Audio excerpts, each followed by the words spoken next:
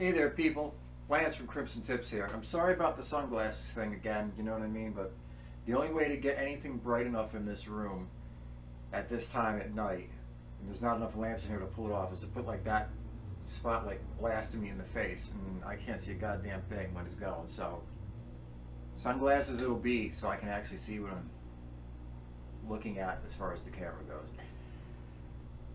I just want to talk today about the most important piece of gear that anybody could ever own. If you're a guitar player, bass player, drummer, if you're in a band situation, the most important thing that you can own and is criminally overlooked as anything I've ever seen.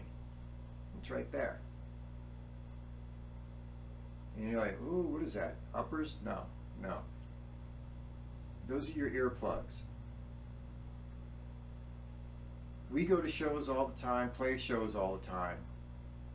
And I'll go into places and I'll see guys bashing on their drums. I'll see a kid standing in front of a Marshall half stack that he's got cranked way too high for the one-car garage sized bar he's playing in.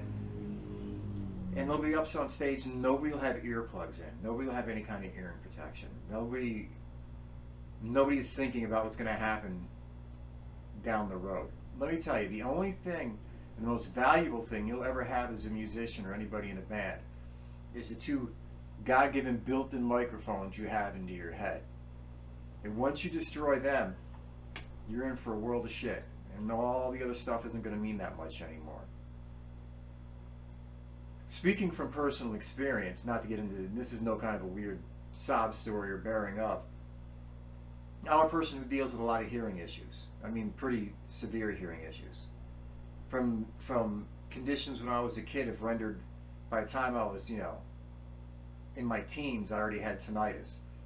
I went to a concert one time, stood in front of a wall of speakers at a Kiss concert. I mean like 3 feet from it with no hearing protection. I lost all hearing in one side for 3 days. And when it came back, it was never quite right.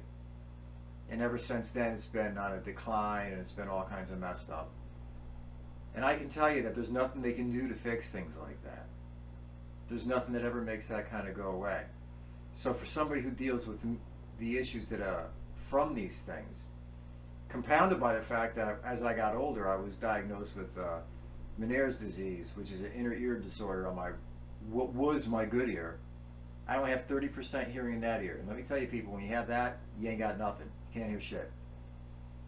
And on the good side, I got 70%, and tinnitus that rings so loud you would think a jet airplane is landing in my living room 24/7, 7 days a week when you're awake, when you sleep.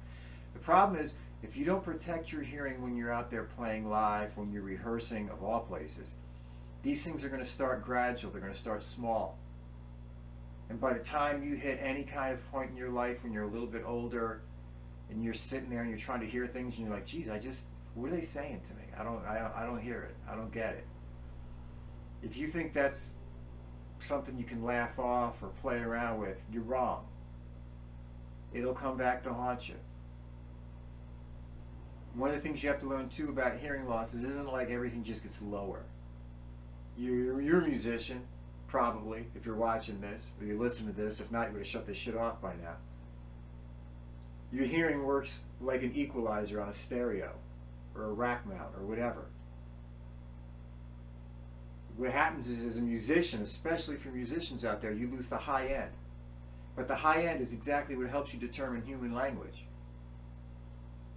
So on this here, on my left-hand side, my good side, I got 70%.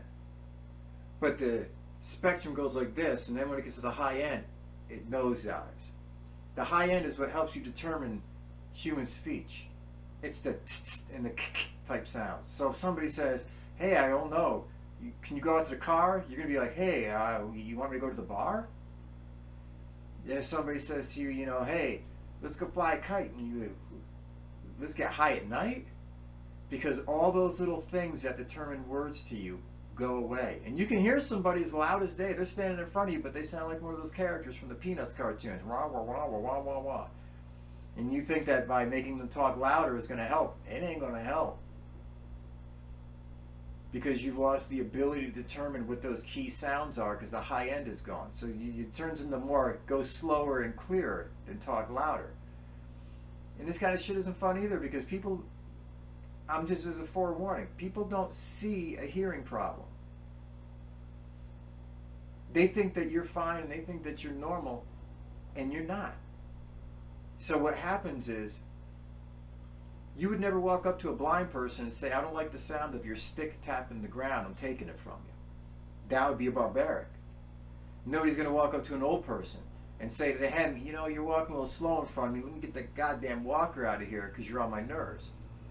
People will see that and they'll say, you know, okay, it might be a little bit annoying or an inconvenience, but I feel for them, I get it. Nobody sees a hearing issue. So if all of a sudden they walk into a room and you're playing the TV a little bit loud, they don't have much patience for that. They're like, Jesus Christ, can we lower this? Or if you say, what did you say? They instinctively looked at you like you're either kind of idiotic or you're annoying them. And all of a sudden it turns into, what I said was, and you get that kind of a thing. People don't mean it. It's just human nature. It's out of sight, it's out of mind. You know what I mean? So from their point of view, you look fine, you act fine, you seem fine. There's nothing wrong with you, when there is. So for yourself, your future, your friends, and your family, we're going to have to sit there and deal with you blaring everything. When you go out and you play, or God forbid when you're rehearsing, which is where you do most of your damage, because you spend more time rehearsing than you ever will on stage, wear hearing protection. When I go and I play, you'll see photographs of it. I got these things in my head. I got the earmuffs for shooters, or and guys at the airport when they're out there fucking around with airplanes, the big muffs. I got them both on because we're playing, where we rehearse is literally a cinder block tomb, and to get over a drum set that's being hammered on, you got to play fucking loud, and therefore the PA has to be loud. So it's just brutal in there. And if you go down there and think you're going to hang out and do things like that, and wherever you're practicing, it's just a good idea to wear at least these. You only get one set of ears, folks, and trust me, there ain't a goddamn thing they can do for you once your hearing goes south. Nothing. It's a done deal. There's no coming back. So, word of advice, take it or leave it if you want. But I hope you make the right decision. Peace out, everybody. Hope to see you out there on the road in the bars. Bye.